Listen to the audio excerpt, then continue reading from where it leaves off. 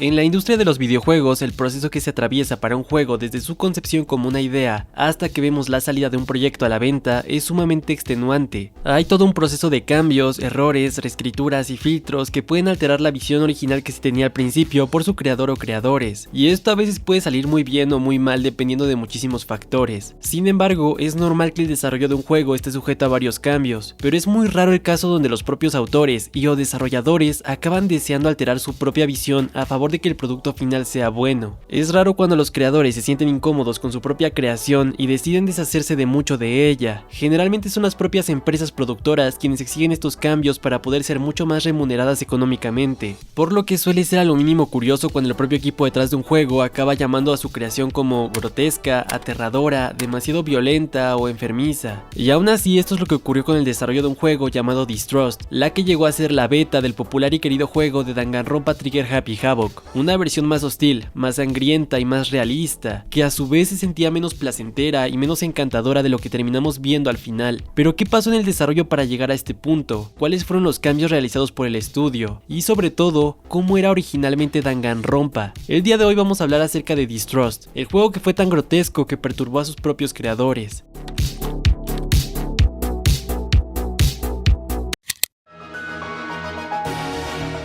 Nuestra historia nos remonta al año 2007. Habían pasado 3 años desde que se había lanzado el sistema PSP de Sony a la venta en el mercado japonés, y la producción de juegos para dicho sistema todavía era una prioridad fuerte en ese entonces. Una desarrolladora de videojuegos conocida como Spike, quien antes había trabajado juegos para PlayStation y Nintendo DS, comenzó la producción de varios juegos para el PSP al momento de su lanzamiento. En esta empresa trabajaba un joven Kazutaka Kodaka, un estudiante de cine quien había trabajado antes como desarrollador y guionista de otros proyectos no tan destacables. Y en ese momento donde Spike se encontraba buscando varios productos para sacar en el PSP, Kodaka tenía una idea. Él quería hacer un juego de detectives pero muy oscuro y maduro. A diferencia de juegos de misterio con un estilo más caricaturesco o tranquilo como Ace Attorney o Profesor Layton para la Nintendo DS, Kodaka quería que su juego fuera con en un ambiente cerrado con estudiantes de secundaria, algo más hostil y serio. Esto era debido a que Kodaka pensaba que sus ideas anteriores derivaban siempre del género de acción y aventuras, y sentía que esa vibra tan alegre ya no era popular entre los jugadores, así que se alió junto al diseñador de personajes Ruiko Matsusaki y juntos enviaron su propuesta de juego Distrust a Spike. Ahora, es aquí donde la información se distorsiona un poco, pues se suele pensar erróneamente que Spike rechazó inmediatamente la propuesta inicial tan violenta y solo la aceptó hasta que Kodaka y Komatsusaki realizaron muchos cambios, pero se sabe que la visión original del juego de Distrust sí entró en fases de producción, donde incluso hubo todo un equipo de programadores bajo el mando de los autores originales. Así fue que entre 2007 y 2009 se mantuvo el desarrollo de Distrust, aún con el miedo de todos en el equipo y en Spike porque fuera demasiado fuerte para poder ponerlo a la venta. En estos años se hicieron múltiples artes conceptuales e ideas base del juego. El concepto original de la historia era que 15 alumnos encerrados en una escuela eran obligados a matarse entre sí, e investigar sobre dichos asesinatos hasta encontrar al responsable, quien sería castigado cruelmente por el director. A diferencia de Danganronpa, que fue el juego final que saldría a la venta, Distrust no tenía comedia o momentos que aliviaran la tensión, todo era más serio y desesperanzador. Los escenarios, por ejemplo, tenían paletas de colores más grises, y había mucha desolación, rasguños y sangre en ellos. Esas luces neones y llenas de colores brillantes de Danganronpa no estaban presentes aquí. De hecho, la mecánica de caminar por los pasillos e investigar que hacía que no fuera solo una visual novel cualquiera no existía todavía aquí, cosa que me alegra mucho que crearan después, pues personalmente es mi aspecto favorito de la saga. La sangre rosa que caracteriza a la franquicia tampoco estaba presente, y en su lugar era de color rojo normal, lo que hacía que las escenas de muerte fueran más serias y perturbadoras que su contraparte final, donde no te impactas tanto por las imágenes pese al suceso que acabas de ver. Perder todos estos elementos visuales hizo que también se perdiera ese estilo psycho-pop que era propio de Danganronpa, y en su lugar teníamos un estilo frío que me da vibes como de algún juego de terror los media japonés que había por ahí en los 90s o no sé, pero se veía más oscuro y más realista. El diseño de los personajes también era bastante distinto en varios casos. Por ejemplo, el director, quien en la versión final sería Monokuma, un panda curioso con un ojo de Terminator, aquí era una especie de robot persona a la que se le veían los ojos y estaba medio feíto. Y otros personajes como Kirigiri, Junko o Fukawa también se veían algo diferentes de la versión final.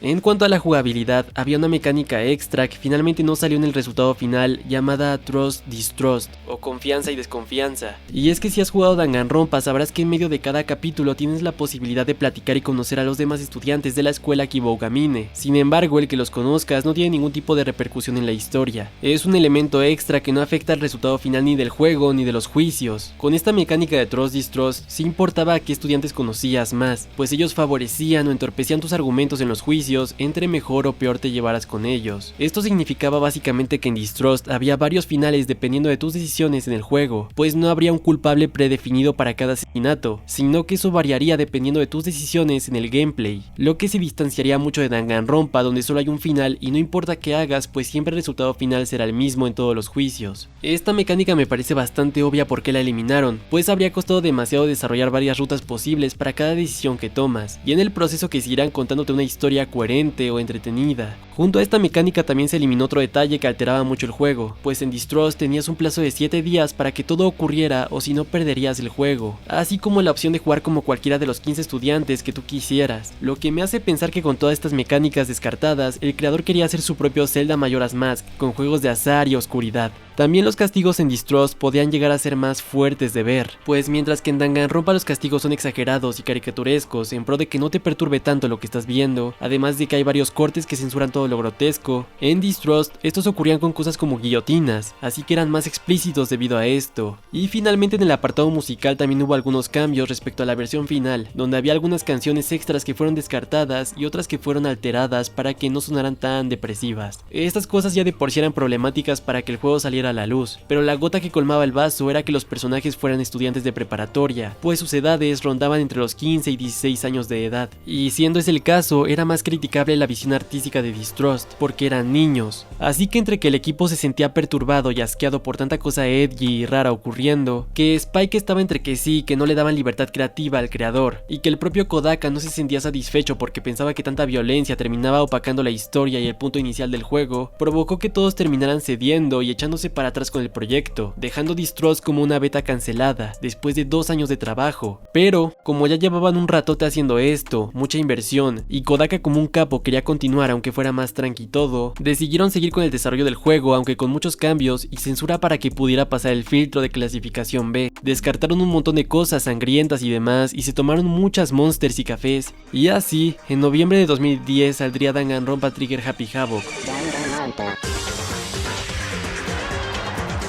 Un juego donde pese a todas las cosas horribles que pasaban, la esperanza predominaba y te la pasabas mejor. Danganronpa se convirtió en un éxito comercial con muchas buenas críticas y demasiada promoción gratis gracias al boca a boca de los jugadores. De hecho fue tanto el éxito que lograron tan solo en Japón que en América muchos empezaron a traducir el juego por cuenta propia, ya que Kodaka no quería que se alterara todavía más la visión inquietante que Danganronpa tenía, para poder adecuarse a los extranjeros y demás. Entonces por ese tema tardó más tiempo en salir acá y los pros se pusieron de listillos y lo tradujeron, y fue un fenómeno acá también. Y bueno, esto nos enseña que a veces están bien algunos cambios en proyectos, pues la gente tiende a pensar que la censura o la intervención de un estudio puede entorpecer la creatividad, pero no necesariamente. Muy probablemente si Distrust salía tal cual como Kodaka lo tenía planeado, Danganronpa no sería la franquicia que es hoy, con 20.000 juegos, cómics y demás. Aunque de manera personal, a mí sí me hubiera gustado ver el resultado final de lo que sería Distrust, no por la sangre y eso, sino por el estilo que tienen los escenarios tan grises y oscuros, y ver lo que sería un Danganronpa más realista. Eso me llama mucho la atención. Si pudiera haría un corto de fan para retratar lo que hubiera sido el juego, estaría épico, ¿no? Como sea, espero que les haya gustado mucho el video, coméntenme qué piensan de todo esto, no olviden compartir el video si les gustó y darle like, y suscríbanse si les gusta el anime, aunque si quisieran ver más videos de juegos pueden ir a seguirme a mi nuevo canal de juegos, llamado Distrust Dram, ahí voy a estar hablando de más cositas así.